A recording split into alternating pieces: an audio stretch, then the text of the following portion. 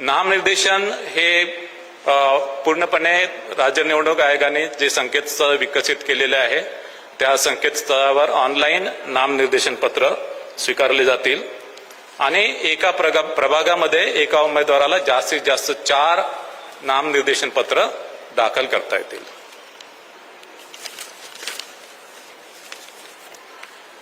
संकेतस्थळावर नामनिर्देशन पत्र दाखल केल्यानंतर त्याची प्रिंटआउट काढून ती संबंधित निवडणूक निर्णय अधिकाऱ्याकडे उमेदवारांना द्यावी लागेल.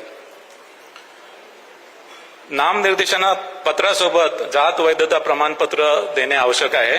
मात्र ज्यांनी नामनिर्देशनापूर्वी जात वैधता प्रमाणपत्रासाठी अर्ज केला आहे आणि नामनिर्देशनाच्या दिवशी ज्यांच्याकडे जात वैधता प्रमाणपत्र नाही आहे त्यांना अर्ज केल्याची पावती त्यांना सादर करून नामनिर्देशन पत्र त्यांना दाखल करता येईल. मात्र असा उमेदवार फायनली अंतिमतः निवडून जर आला तर त्याला 6 महिन्याच्या आतमध्ये जात वैधता प्रमाणपत्र देणे हे बंधनकारक राहील.